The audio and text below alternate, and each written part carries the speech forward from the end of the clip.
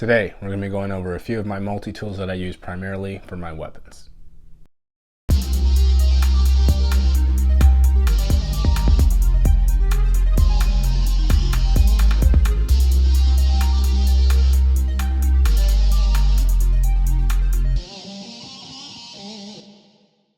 What's going on YouTube? Just wanted to talk to you guys about some of my multi-tools. Another question I get asked a lot, just not obviously online. I don't have those questions, but how do you clean your rifles, or what tools do you have on you when you're actually at the range shooting or out in the desert, out in the mountains, something like that. And I have 3 specific tools on any one of my go bags. So I have multiple go bags. That may be a video by itself. I have go bags for flight. I'm still in uniform. I have go bags for my car, and then I have one that's in the house that's like a hunker down bag slash if I needed to dip out with this bag and I couldn't get to my car or something to that effect, it's here. And so these 3 different tools are on one of those 3 bags. Currently, my little small bag, I'm not taking that MOLLE weapon off, but I took the MOLLE pouches off of these other 2 so you can see it. I don't want this video to be too long, so I'm gonna get right into it. I'm already at a minute of just running my mouth. But the first one I'm gonna talk about is the Leatherman Mut. That may be the one that may interest you the most. It is the most expensive on the list. So I've had this Mut for a few years now. I'd say going on 4 or 5. There are some things I absolutely love about it, and there are some things I could care less about. Let's start with what I care less about.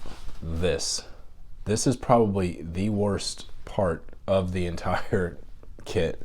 It is a front sight post adjuster, and I'm assuming this right here is for like the little knobs you would spin on the back of the old sights. I have no clue what the heck this is, but it's just a 3/8 wrench adapter. What part? I don't know. I don't know what part of the AR-15, unless they're talking about a strictly M4 military style. But so I have the steel Troy Industries flip-up sights, and trying to adjust with these crappy little forks, very hard to do. Yes, you can push down the front only, and so I'm having a little bit of difficulty here, right? Dang it. I don't like it. That's for the flip-up sights that are steel. I also have UTG Pros, which I actually like better overall, and they cost a whole lot less. This fork, they just don't have a good locking system, and they're just sliding all over the place. So even this, use it for what it looks like, which is to eat hors d'oeuvres with this and stab somebody with it or throw it in the trash. I absolutely hate this thing. It comes with a sheath. You can get them in black or flat dark earth or whatever color, coyote brown I believe is what it's called, but they all look very similar. You can even get the Mut in a different color. I have the black, they have a silver type version. I mean, this is probably my go-to tool when it comes to cleaning not only the M4, but the M240 Delta, or like the M240 Bravo, like the military, fully automatic machine guns. And what I like about this that I dislike about the Real Avid, and I'm not there yet, is even though this is not supposed to be a one-handed operation as the Gerber is, I do like the fact that it's similar enough where I can still do one-handed operations. Yes, I have to continuously do the unfolding part of it, but I can still do it with one hand. All right, I can't do that with one of the other ones that well at all. The Gerber center punch is very simple. You know, you just slide it up with your thumb, and it's already spring-loaded. I like to spring load. You don't have to try and open it up. It does it for itself. And then of course you just pull it back down. It's fine. But I wanted to talk about the parts on here. What do I actually use, and what's just a gimmick? What was just something online to get you to buy it? So I don't have the EOD version of it. I'm not an EOD tech for the Navy, nor do I want to be. The only difference is they have a C4 punch. So where I have this punch right here, which I do use by the way, to just, if you have that stubborn lower receiver, the takedown pin or pivot pin, something like that, I use this to help force it out. This would be a C4 punch, which honestly looks just like a shank, right? It's just a large cylindrical tube that comes to a very fine point, so you can go ahead and pierce C4 to put your charge in or something like that. I don't use it outside of, like I said, just using it for punches, and still with the M240. The bronze scraper on this side, I do use the bronze scraper a lot. Obviously softer metal when I'm taking it to steel, so I can get in there and dig. It's been dinged up, but it hasn't failed me yet. I never use the bottle opener. I don't drink, but that has nothing to do with it. I just don't see, like, okay, that's great. I do use this webbing cutter. This cutter is amazing. I've used it a lot. Cutting 550 cord, doing something in the aircraft I have to do quick. If I'm flying, I use this all the time. So I fly with this one primarily. I will fly with this tool. This bolt override part, this is a bolt override. How in the actual hell it's supposed to work great, I don't know. I'm gonna take this little part out right here. And weird, I have a bolt to override. Go ahead and clear that. Okay, it's clear. So I don't like the way you would have to hold on to this to push down on the bolt, right? So this right here essentially is not supposed to do that. Oh well, we're running with it, right? We're going for it. That's what happens. That's what you guys are gonna watch. But this bolt is supposed to help you out. Like, let's say you have a double feed, a stovepipe, something that you can't get out, and you need to really rack this thing back. Well, I'm gonna tell you right now, it's kind of hard to do that. It's just being an extra set of hands or giving you more leverage.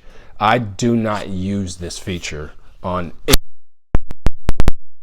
Real Avid also has a bolt override feature.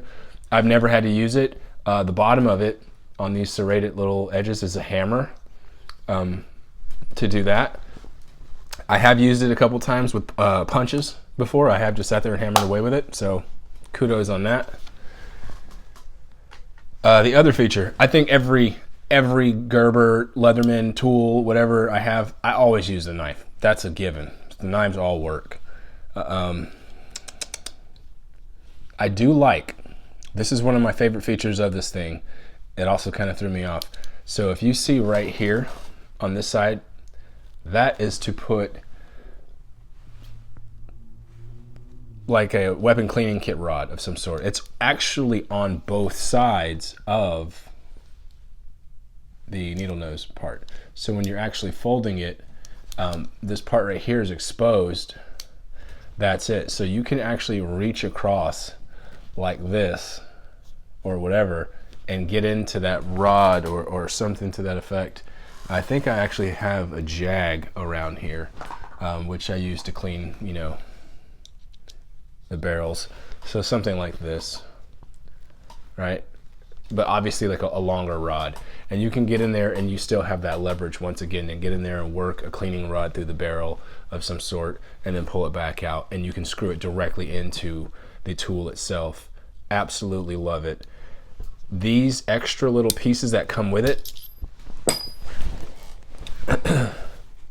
these little Torx heads and T15, 7/64, 7-inch, the standard flathead Phillips, this, and then it comes with a small flathead in Phillips, which I took out earlier in the beginning of this little quick review. That goes right here. Then you can flip it on it upside down, whichever way you want. I've used this in the aircraft to take apart a bunch of stuff. And it also has a saw. I almost never use a saw, no matter if they come with saws or not. I don't need them. But for the AR-15, is it a good tool? I don't use it for the AR-15 at all outside of the scraping part. So I fly with that because when I'm flying, I typically don't have the M4 on me or an AR-15. Getting into the Real Avid. So I bought this on a Coast Guard base here in Virginia. It came like this minus the carabiner. I put that on there. It also came with something I'm missing, a part of it right now. I'll put it up here, which is one of the best, if not the best, front sight post adapter or adjuster I've seen. I actually have another one. I gave one away, and it tucks right in here on the side of this little sheath. You open it up. You have, this is another one of those large tools. So there's 10 of these, right? Because there's going to be 5 times 2. And then you have the tool itself, which, you know, it's pretty bulky. It ergonomically is kind of weird to grip it like this or to grip it like this. It just feels weird overall to me. Can you hold it and manipulate it? Yes, you can. It has a big old flap right here on the top, which is another one of those bolt override type features. It's longer. It is definitely much longer than what you would do with this Leatherman for the bolt override. But still, I'm even now trying to figure out, do I pull it back like this? Am I supposed to come in here and try and pull it with this awkward ergonomic type, you know, whatever? I don't know, and I don't like it. Am I supposed to open it up like this, right? To give myself a little bit longer reach and ride the bolt that way and put my thumb on it. That's one way to do it. I was messing with this the other night thinking, like, what in the world is this all about? Trying to consider, you know.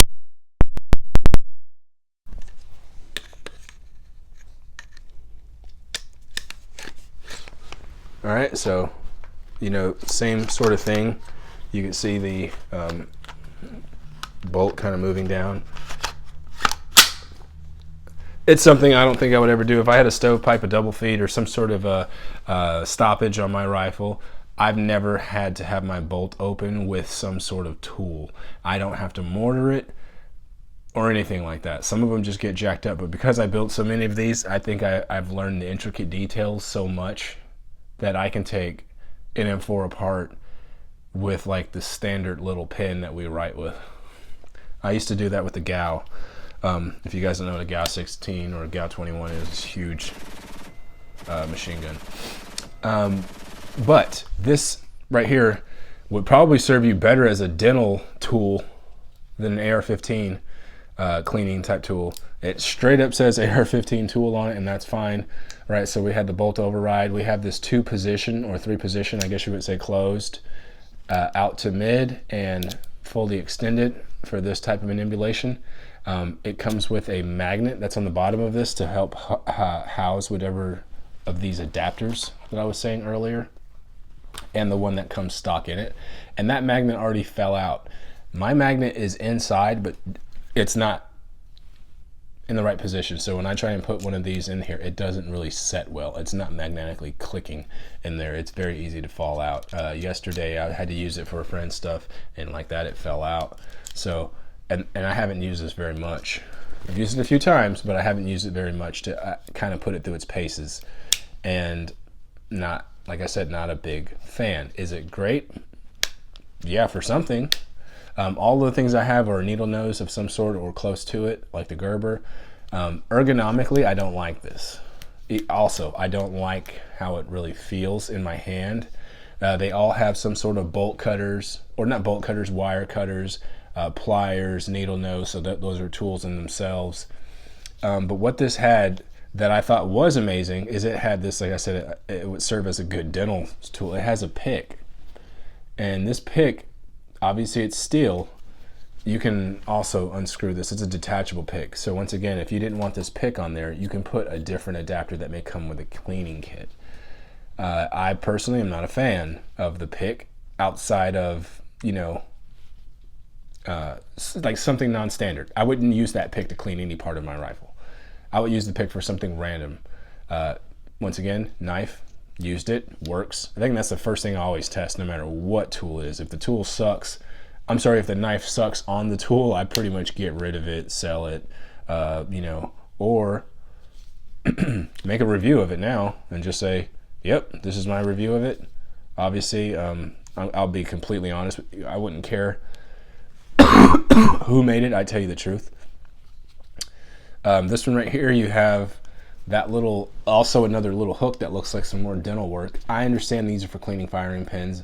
This right here is actually just to be getting the firing pin retaining pin off of a bolt carrier. So if you can't grab that, you can just kind of dig in here and reach with that and take that out. And there it is. So some people have really fat hands and they can't get in there and just grab it, or a nail and the firing pin just fell out. Or you can just push on one side with something like a pen, like I said before. So now that my firing pin fell out, let's go ahead and show you what that part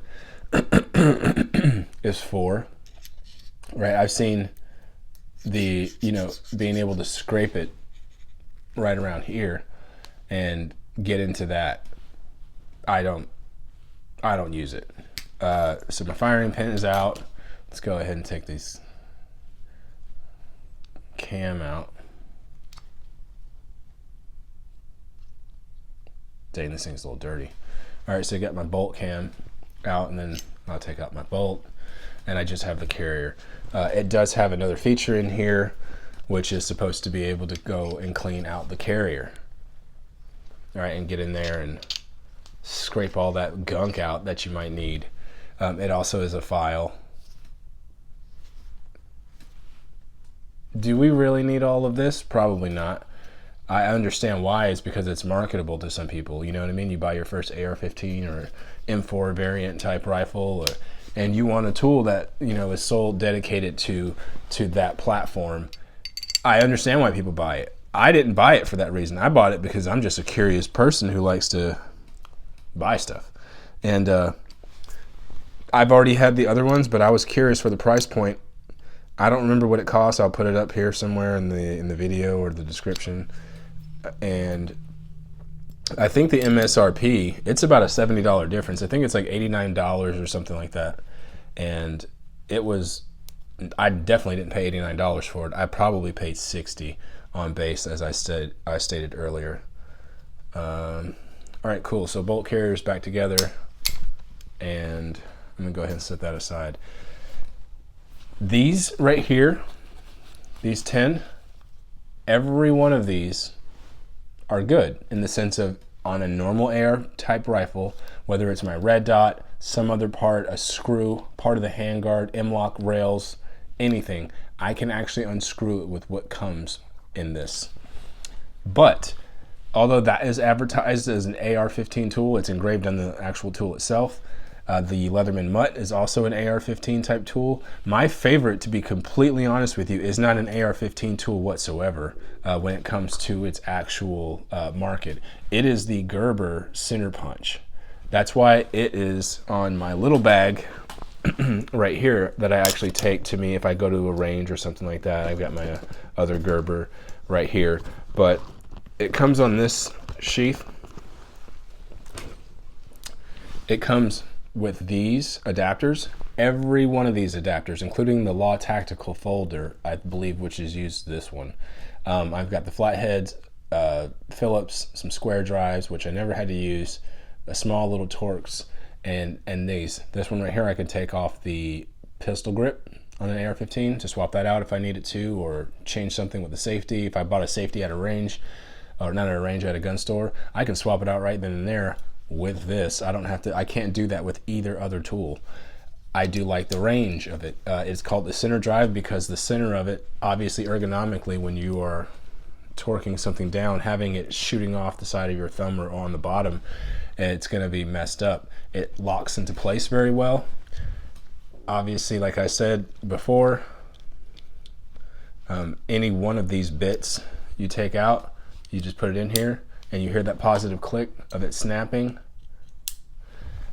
It's the magnet that's on the bottom is very similar to the magnet that's on that Real Avid that's on this part that doesn't work anymore. I've had this also for a few years. I can really reach and dig down there and get and not over torque, but like leverage things. I can do a lot with this tool. Once again, I think at the beginning I showed you that you can just, it's one-handed operation. It's spring-loaded. It is needle nose, but this is the fattest of all of the three. They all cut wire just the same. They all have a knife just the same. I don't use most of the tools that come on a multi-tool. I just like the ease of use in the event I need to use it. So I have a completely different philosophy. Some people will go out there and abuse the living piss out of it, and that's fine, I guess. Don't get me wrong, I do use my tools, but I use them as I need to in my lifestyle. I don't force a situation.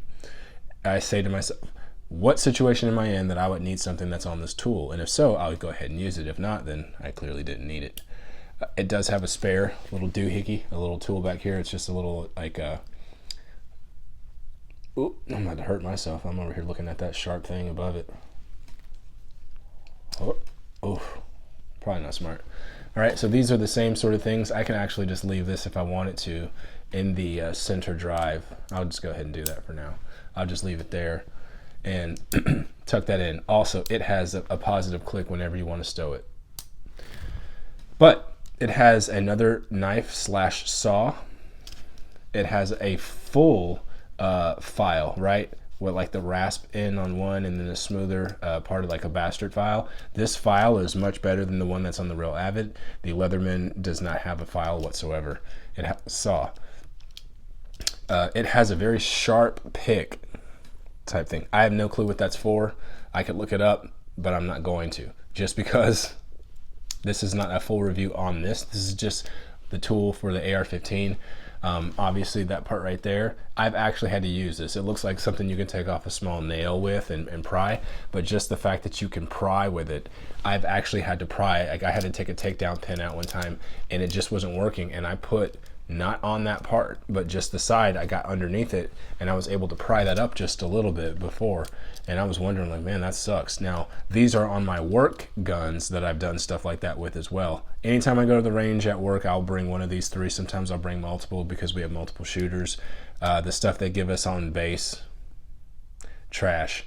This isn't me bashing the military, but it is just gonna be, I'm gonna be honest about it. They don't give us the best material. They don't give us the proper tools for the job every time. That's not a blanket statement for the entire military. That's not even for my unit. That just means there is such a back order on certain things in supply that by the time you get it, it's too late. So a lot of us go out in town and purchase our own things to help ease our jobs while we're still serving. So that's that. So out of all three of these, right, you have the Leatherman Mut, this Gerber center drive, and the Real Avid AR-15 tool. I like the one that is not branded as an AR-15 tool the most overall, which is going to be the Gerber center drive. That's my video. Hope you enjoyed it. Let me know what you guys think. I planned on doing a review on my Remington 700 in the dual strike chassis from KDX Defense. If you would like to see that, let me know. If not, I'm gonna keep it moving and I'll do what I do. It's PH Darren, I'm out. Peace.